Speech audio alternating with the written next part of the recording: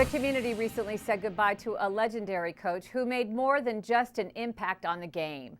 John Harvill coached football at Gaithersburg High School for 43 years. And during that stretch, he had only one losing season. Late last year, John Harvill passed away at the age of 88. And just a few weeks ago, a tribute was held in his honor at Gaithersburg High School, where friends, former players, and even some rivals gathered to pay homage to a man who left an indelible impression on everyone he met.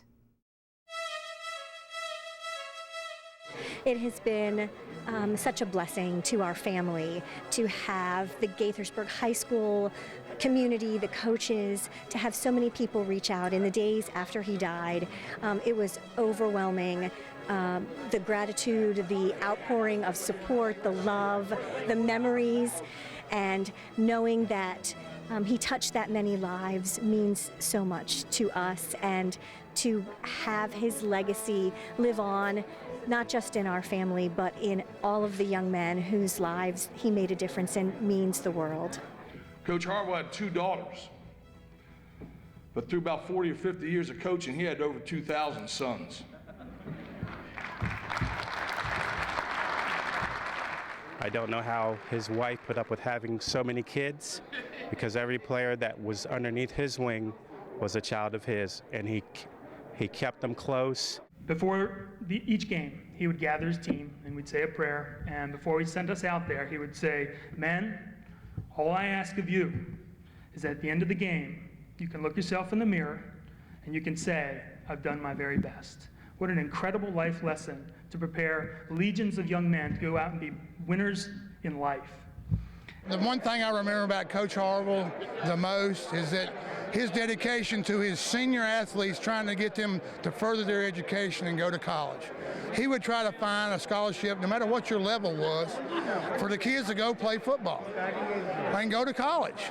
And that's what an educator is supposed to do. I wasn't exactly the best student in the world. I was a little bit rambunctious, over the hill.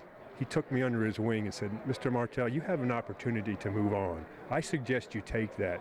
Demanding and hard, he really molded you as a player to be the kind of person you're going to need to be when you got out of school into life, whether it was playing ball or whether it was in a career or whatever it was. The demands and the work ethic he instilled upon you paid off as you left the building. There were many times former players ran into a little bit of trouble, and Coach Harvill had to write a letter of character or maybe even appear as a character witness to help get somebody out of a tough spot. As a coach, what kind of an impact he made on your life as a player? Oh, huge impact from football, but beyond that, how to be a man and how to be a good person. And right now I'm acting or working as a coach myself, so great role model to help me along my career path as well. It's amazing how many people lives that he touched. I mean, it's a long time and a lot of people, and trying to match faces with, we're not getting any younger, and trying to match faces with people. I've run into people that I went to school with, but of course I haven't changed, only they have. Mr. Harvill said, "Dadgummit, Anthony, why did you let that guy get behind you?" I said, "Mr. Harvill, I was playing the defense that the coach called, and that's where I was supposed to be." He said, "Well, why didn't you tell the coach that he was wrong?" I said, "Well, you told me not to do that. And what would you have done if I told you that you were wrong?" He said, "That would never happen because I'm never wrong." The thing I remember the most about John is he was the most innovative coach of his time. He had a black quarterback in the 60s. And Coach Harvill never saw color. Coach Harvill saw a young man's willingness to work and a young man's talent and made his decisions based upon that. He was always a step ahead of everybody else, and he was doing things long before people even thought of. So that's the thing, and he was always a challenge because of that to coach against. He picked up this inside veer. I didn't even know what that was.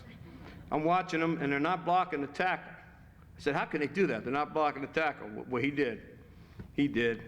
And I was a rookie coach, and he was a veteran, and boy, he got us pretty good. We spent all winter long getting ready for that inside veer. Next year, we're ready to go. Gaysburg Whitman, he pulled out the outside veer. I'd never seen that one before either.